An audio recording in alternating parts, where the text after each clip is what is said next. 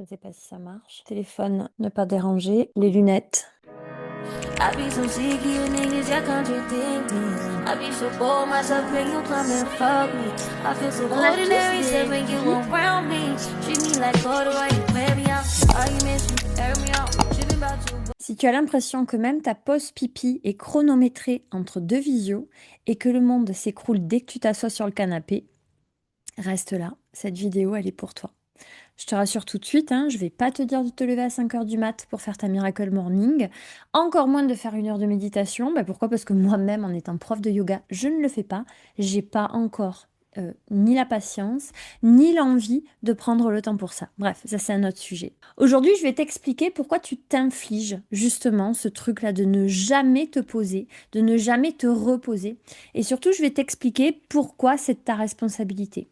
Ça va peut-être pas te plaire, mais tant pis, faut dire les choses. Moi, c'est Elodie, je suis l'anti-coach bien-être et mon job, c'est d'aider les femmes comme toi, hein, qui portent tout sur leurs épaules, à provoquer un peu de paix au milieu du chaos. Alors, pas sur une plage à Bali, mais dans ton salon, entre deux panières de linge. Je sais, c'est moins sexy, mais c'est comme ça. Pour démarrer, j'ai envie de te parler d'un truc que j'appelle le syndrome de la clé de voûte. La clé de voûte en architecture, c'est la pierre centrale qui tient tout l'édifice. Si tu l'enlèves, il y a tout qui se casse la gueule en fait. Eh bien toi, dans ta vie, tu es devenu cette pierre. Tu es la personne sur qui tout repose. La maison, les enfants, le boulot, l'organisation des vacances, le cadeau d'anniversaire de la belle-mère, etc., etc. Et le pire, en fait, c'est que tu as intégré une croyance profonde souvent depuis l'enfance que si les choses tu les fais pas, personne ne le fera à ta place. Je sais exactement moi d'où ça vient, par exemple, j'entends encore mon père me le dire quand j'étais gamine, et c'est une phrase qui est encore imprimée dans mon cerveau.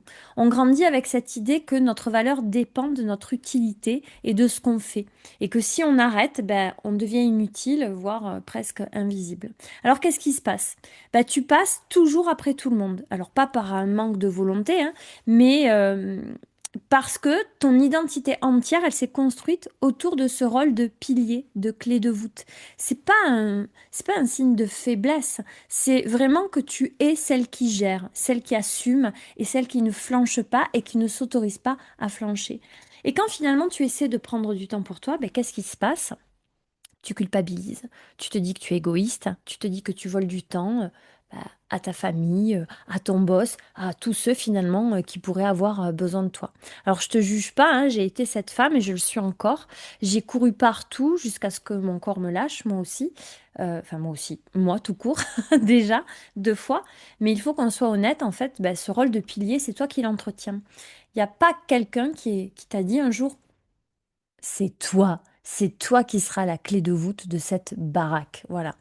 Et donc, c'est de ta responsabilité de comprendre pourquoi tu as si peur finalement de ne plus être ce rôle, ce pilier, ou en tout cas de l'abandonner quelquefois.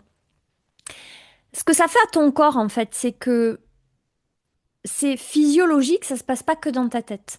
Quand tu es la clé de voûte, tu vis ce que j'appelle l'apnée de responsabilité.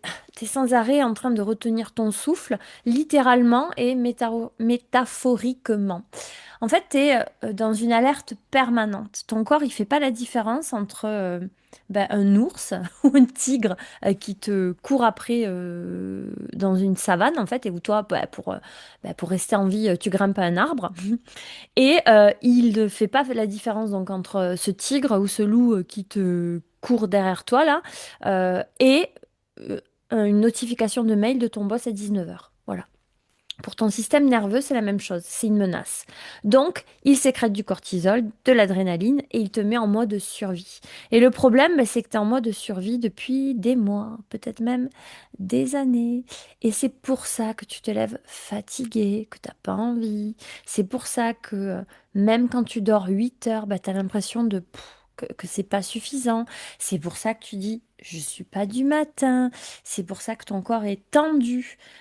Parce qu'en fait, il est prêt à réagir à n'importe quelle urgence, à la prochaine urgence, au prochain mail de ton boss à 19 heures, la prochaine notification, et que tu sais même plus comment tu peux faire pour faire redescendre cette pression. Tu peux pas récupérer, en fait, si ton système nerveux, il est persuadé que tu es en, en danger de mort tout le temps, en fait. Et l'épuisement que tu ressens, ben, c'est pas parce que tu es faible, encore une fois, c'est parce que ton corps, lui, il fonctionne à 200% de ses capacités 24 heures sur 24. C'est quelque chose que même ton iPhone, qui est la high technologie, n'est pas en capacité de faire, en fait. Alors, on fait quoi? Ben, on va pas tout plaquer hein, pour aller élever des chèvres en Ariège. Euh, on va faire avec les moyens qu'on a et avec la vie qu'on a. La solution, c'est pas de te rajouter une routine d'une heure de yoga à ton agenda qui est déjà blindé. Voilà.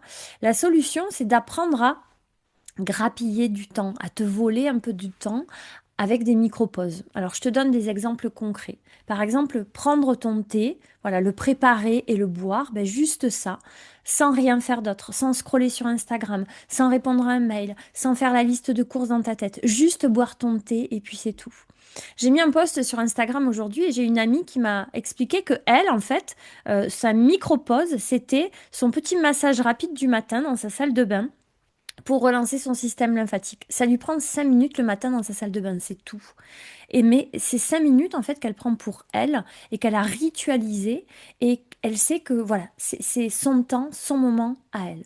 Ma fille, le soir, ben, elle allume les bougies dans sa chambre pour lire 10 minutes. Même moi, je me suis vue lui dire, mais ma chérie, pourquoi tu allumes les bougies? Dans 10 minutes, t'éteins. Bah parce que maman, ça me crée une ambiance, j'aime bien. Bah ouais, mais en fait, elle a carrément raison. Il y a certains qui appellent ça romantiser sa vie. Bah, moi, j'appelle ça emmener un peu de douceur dans notre vie de dingue. C'est ça, se foutre la paix, en fait. C'est pas un luxe, c'est vraiment une nécessité qui est physiologique. C'est envoyer un signal à ton système nerveux pour lui dire, bah, c'est bon, le tigre, le loup, l'ours est parti. Tu peux descendre de ton arbre. Tu peux relâcher la pression, tu vois. C'est ça la méthode fous-toi la paix. C'est pas, euh, c'est pas un truc chelou, c'est pas un mantra positif, c'est pas un programme. C'est vraiment une expérience en fait. C'est une pratique quotidienne de se foutre la paix. C'est de reprendre le contrôle de ton énergie, 3 minutes par-ci, 3 minutes par-là, et justement te trouver des moments où bah, tu redescends de ton arbre parce que tu n'es pas en danger de mort. Voilà. Donc, si tu te reconnais dans ce syndrome de la clé de voûte, si tu es épuisé même quand tu fais tout bien, bah, il est temps de regarder où part ton énergie. Alors, j'ai créé un challenge pour t'aider à identifier certaines fuites d'énergie et surtout commencer à te foutre la paix et à te connaître concrètement. Le lien, il est juste en dessous de la description. Télécharge ce challenge, prends ces quelques minutes pour toi tous les jours. Le monde ne va pas s'écrouler, je te le promets. Et puis, si vraiment, bah, écoute, tu remonteras dans l'arbre. Euh, en tout cas, j'espère que cette clé de voûte, c'est pas quelque chose que tu t'imposes tout le temps. Cette apnée de responsabilité, il faut que tu apprennes à le lâcher de temps en temps, à te lâcher la grappe. Voilà, c'est fini. C'est bon, ça n'a pas été trop violent. Bon, au pire, même si c'est violent, c'est court, donc ça fait moins mal. Je te dis à bientôt. On se retrouve la semaine prochaine. En attendant, prends soin de toi et surtout, fous-toi la paix.